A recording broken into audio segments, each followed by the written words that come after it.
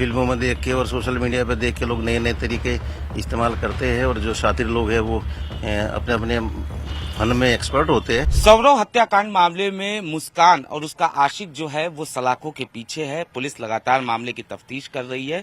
इस वक्त हमारे साथ अशोक कटारिया जी मौजूद हैं जो कि सीएमओ हैं। उनसे बात करते हैं और जानने की कोशिश करते हैं कि जो पोस्टमार्टम हुआ और उसमें क्या कुछ निकल कर आया, साथ ही साथ सीमेंट का जो इस्तेमाल किया गया उसके पीछे क्या मकसद था।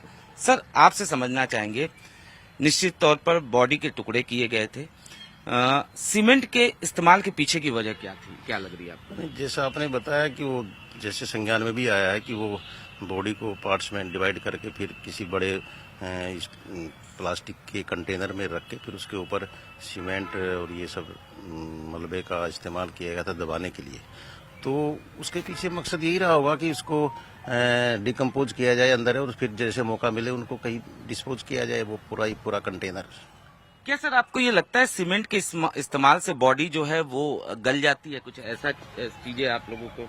हाँ, नहीं, सीमेंट में होता तो है कि वो जो है जो पार्ट्स है उसको डिकम्पोज करने में जल्दी सहायता प्रदान करती है, ऐसा माना जाता है।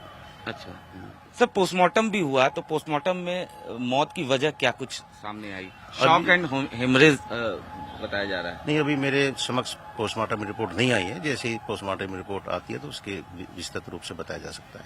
अच्छा, और कुछ क्या सर, क्या लगता है जिस तरीके से इस पूरी वारदात को अंजाम दिया गया, बाकायदा आपने सुना भी कि पानी की टंकी का इस्तेमाल, सीमेंट का इस्तेमाल?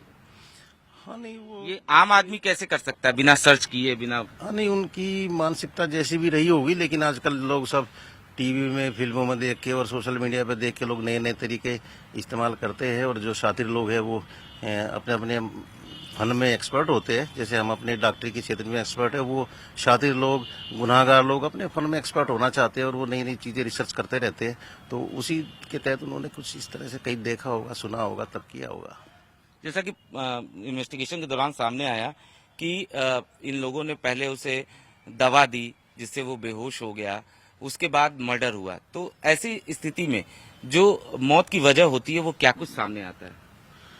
नहीं, वो तो दवाई यदि कोई बेहोशी की दवाई दी है और सेडेशन हुआ होगा, उसके बाद उसको इंजर्ड करके उसको मारा होगा, तो उसमें तो रक्त रिसाव, हाँ, रक्त यदि इंजर्ड हुआ है, कहीं चाकू वाकू जो भी जैसे बताया जा रहा पेपर्स में कि वो चाकू आरी वगैरह से क्या क्या वार किए गए हैं, तो उसमें तो शॉक एंड हेमरेज में ही पेशेंट जाता है, ब्लीडिंग, एक्स्ट्रा ब्लीडिंग होने की वजह से। एक्स्ट्रा ब्लीडिंग होने की वजह से, शॉक एंड हेमरेज की वजह से। जी जी।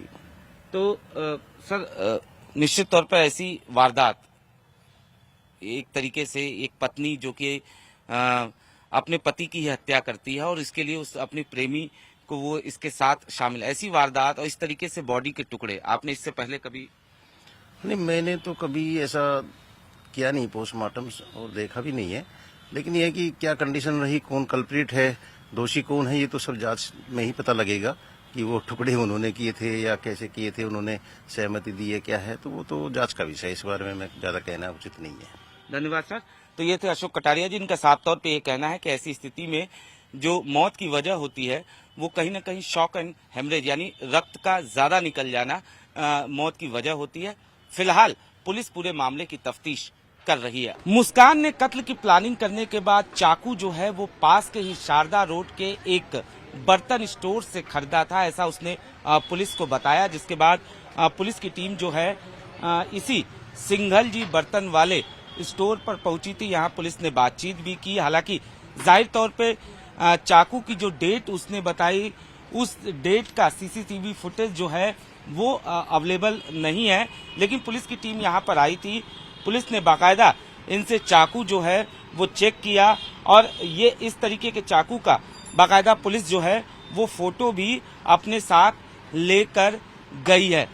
जाहिर तौर पर जिस तरीके से मुस्कान ने साहिल के साथ मिलकर सौरव का कत्ल किया, उसने बताया कि कत्ल की वारदात को अंजाम देने के लिए उसने न सिर्फ सबसे पहले उसने एक डॉक्टर से संपर्क किया जहां उसने अपने आप को एंजाइटी का पेशेंट बताया और दवा लिया।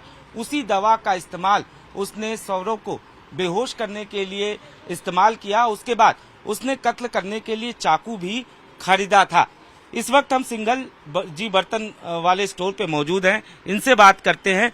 पुलिस की टीम कब यहाँ पर आई थी? आज सुबह आई थी वो। आज सुबह आई थी। जी, क्या पुलिस ने बात किया? वो चक्कू पूछ रहे थे तुम पे बड़े से बड़ा चक्कू कौन से हैं। तो आपने दिखाया हमने चक्कू? दिखा दिया उनको। ये तमाम चक्कू। जी, इसकी फोटो भी उन्होंने लिया? फोटो लिया। अच्छा, और क्या क्या पूछा उन्होंने? बस यही पूछा कि वो यहाँ से ले गए थे नहीं ले गए थे। अभी उसकी तक फोटो दिखाया आपको? उसके फोटो दिखाया। फोटो तो हमने टीवी पे भी देखा उनका। अच्छा। ऐसी वैसे वो तो कोई ऐसी वो नहीं है कि हमारी दुकान पे आई हो। अच्छा ऐसा कोई ध्यान ना। 2 चाकू हमारे एक साथ बिके यहाँ पे, जहाँ तक याद है हमें। अच्छा एक साथ 2 चाकू भी नहीं किसी ने लिए। एक चाकू हमारे बिकता है। अगर निगाह में होता इस तरह से तो याद भी आ जाता कि 2 चाकू कोई ले गया। इस तरह 2 चाकू भी नहीं बिके एक ऐसा हो सकता है कि एक चाकू आपके यहाँ से खरीदा हो, एक चाकू कहीं और? साथ। ऐसा भी हो सकता है।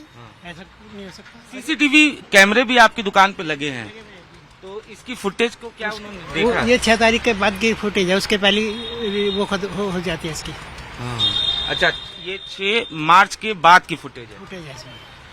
उससे पहले नहीं। अच्छा, 10 दिन की आसपास की रिकॉर्डिंग आप लोगों के पास होती है। पुलिस की टीम के साथ और भी क्या कुछ लोग थे? जैसे कि उस लड़की को तो नहीं लेके आए थे, पुलिस के साथ बस 3 पुलिस से ही थे लोग, और वो चाकुआ पूछ रहे थे कि आपके यहाँ कौन कौन से चाकुआ दिखाइए हमें। तो 2-3 डिजाइन के जो चाकू होते हैं सब्जी काटने के लिए जो बिकते हैं अपने पास, वो हमने दिखाया था उनको। हाँ, ये सब चाकू बिकते हैं रोजमर्रा की जिंदगी में, रोज ही बिकते हैं इस तरह के चाकू सब्जी काटने के लिए।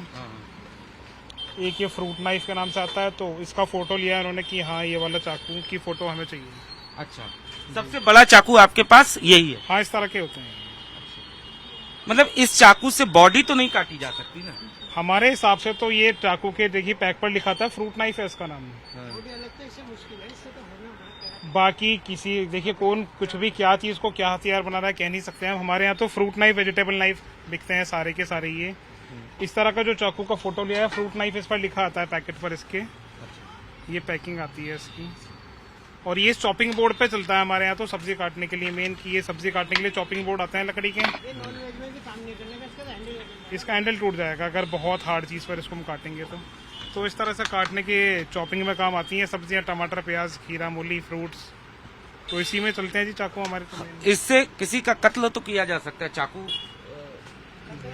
इस बारे में तो हम मतलब देखिए, ना तो हमारी मानसिकता है इस प्रकार की, ना हमें ये पता कि कौन क्या कर सकता है किसी चीज से। तो इस बारे में तो नहीं, ये बात पुलिस ने पूछा ना आपसे? ये मैं यही पूछ रहा हूँ, पुलिस ने आपसे क्या क्या पूछा कि इस चाकू से? नहीं, बस हमारे यहाँ उन्होंने चाकू पूछे। अच्छा। और ये पूछा उस तरह भी है क्या आपके यहाँ पर? उस तरह? हाँ। जी, अच्छा, तो उस तरह तो हम बेचते नहीं है, चाकू बेचते हैं। चाकू दिखा दिए थे हमने, इतनी बात हुई है हमारे यहाँ, तो और कुछ नहीं। तो निश्चित तौर पर ये है दुकानदार, और जाहिर सी बात है इनका साफ तौर पे ये कहना है कि इनके यहाँ अमूमन कस्टमर जो हैं वो आते हैं, और चूंकि बर्तन की दुकान है, साफ तौर पे आप देख सकते हैं घरेलू सामान यहाँ पे मिलते हैं। चाकू भी घरेलू सामान में आता है, और यही वजह है कि जो भी कस्टमर आते हैं उसका वेरिफिकेशन करना मुश्किल है। जो लोग सामान मांगते हैं उनको वो सामान दिया जाता है, और ऐसा ही इन्होंने जाहिर तौर पर किया भी होगा। तो फिलहाल पुलिस की टीम यहाँ पे पहुंची थी। ये शारदा रोड का मार्केट है। दरअसल मुस्कान ने कत्ल की वारदात को अंजाम देने के बाद मुस्कान ने इसी मार्केट से एक पानी की जो ड्रम होता है, पानी का ड्रम, उसको भी खरीदा, और साथ ही साथ बाकायदा सीमेंट उसने खरीदा, ब्लीचिंग पाउडर खरीदा। यानी साफ तौर पर उसने सबसे पहले साजिश के तहत ही एक डॉक्टर से वो मिली, वहां एंजाइटी का खुद को पेशेंट बताकर उसने दवा लिखवाई। उस दवा का इस्तेमाल उसने बेहोश करने के लिए किया सौरभ को, और उसके बाद उसने उसकी हत्या की। हत्या करने के बाद बॉडी के पार्ट्स किए और उसे बाकायदा ड्रम में इस तरीके से छिपाया गया ताकि उसकी बदबू जो है वो बाहर तक ना आ सके और उसके बारे में किसी को कानो कान खबर न हो सके।